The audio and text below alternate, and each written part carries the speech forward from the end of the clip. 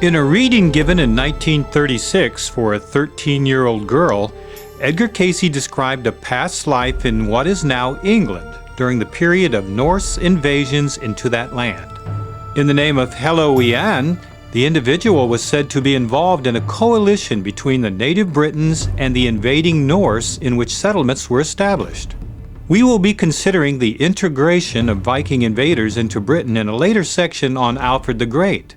However, with regard to the prehistory of Britain, this reading contained the astounding observation that the Britons, the first peoples to migrate into Britain after the last ice age, were descendants of people from the Pyrenees.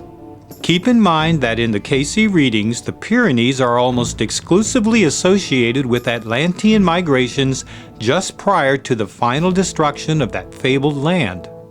Geographically, the Pyrenees is a range of mountains in southwest Europe that forms a natural border between France and Spain.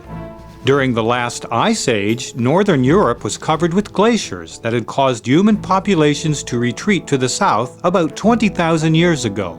As the climate changed and the weather warmed, there was a gradual repeopling of Europe from the southern refuge areas.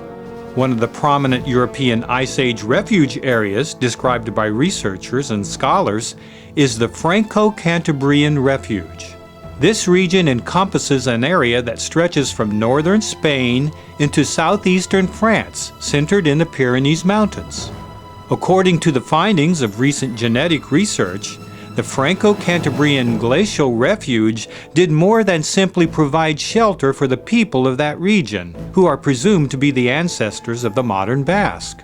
This refuge also provided seed stock for modern humans who went forth to repopulate Europe as the glaciers retreated.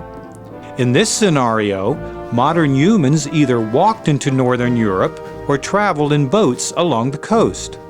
Keep in mind that a significant amount of water that is now in the oceans of the world was locked up as ice in the glaciers.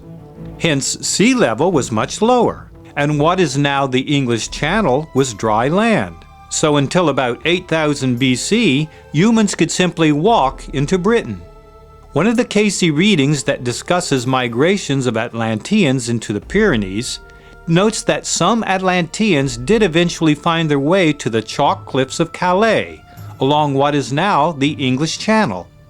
There the Atlanteans attempted to establish a temple dedicated to the practice of the Law of One. If that is the case, could some of these Atlanteans have simply walked the additional 26 miles into Britain? Could they have built temples or other structures that set a pattern for subsequent sacred sites?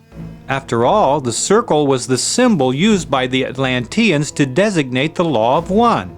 Could the multitude of megalithic stone circles scattered throughout Britain represent a distant echo of Atlantis?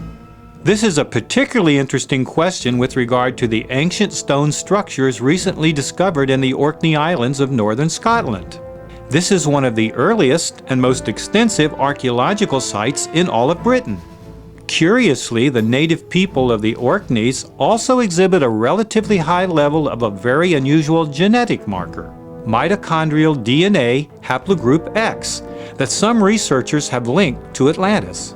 And there are other genetic factors to consider as we reflect on prehistoric origins of the Britons.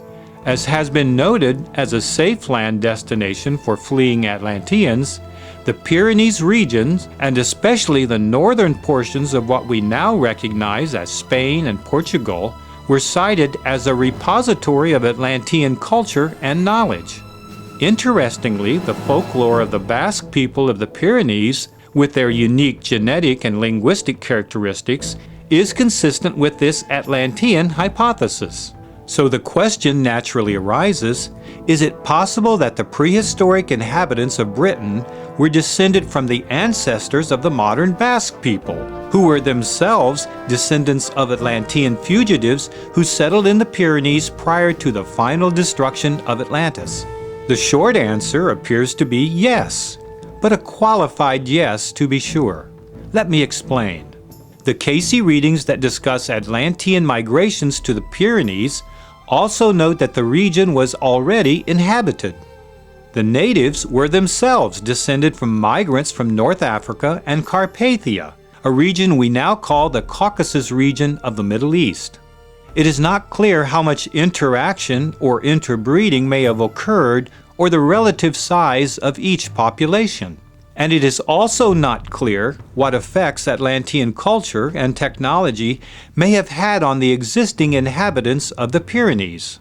Thus, even if one assumes that the descendants of the people of the Pyrenees migrated north into Britain as the glaciers receded, that does not necessarily mean that these people were strictly Atlantean to any definite extent. And yet, perhaps there was some Atlantean influence with regard to genetics and culture. Perhaps some of the remarkable megalithic structures found widely scattered throughout the British Isles represent an echo of Atlantis in some manner. Similarly, there may be a genetic echo that has been detected by modern researchers. Specifically with regard to the expansion of post-glacial migrations from out of the Pyrenees into northern Europe, could such a migration have been a significant or even dominant factor in the peopling of Britain? The work of geneticist Stephen Oppenheimer, culminating in his book, Origins of the British, addresses this question directly and affirmatively. Oppenheimer asserts that British ancestry mainly traces back to Stone Age people, now best represented by the Basque of the Pyrenees. If Oppenheimer and Cayce are correct about the origins of the Britons, one might expect to find physical, archaeological evidence of this influence. In particular, could the ancient earthworks and stone monuments so common throughout Britain represent a distant Atlantean connection? Certainly, this is a controversial perspective on the prehistoric origin of the Britons. Other genetic researchers are inclined to look to the Middle East for the genetic source of the ancient ancestors of the Britons, and actually this is consistent with the broader perspective of the Cayce readings that insist that the people of the Pyrenees are themselves derived from multiple sources, including Carpathia in the Middle East. Following this line of reasoning, there is another Cayce reading that may shed some further light on the sources of ancient British peoples. A reading given on January 5, 1939 for a 64-year-old woman notes that among the first peoples who came to Britain from the south, there were some individuals from the Middle Eastern region known as Persia, as well as even further east into what is now Tibet.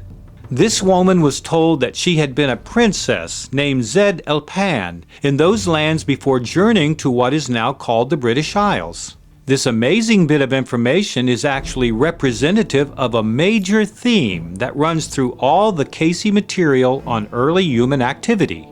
Humans were much more sophisticated and mobile at much earlier dates than is generally recognized by modern scholars. Whether we are considering ancient Atlantis or other peoples in the distant past, the story is more complex and fascinating than most of us can even imagine. So it is with the next chronological period of prehistoric Britain discussed in the readings, the Lost Tribes of Israel.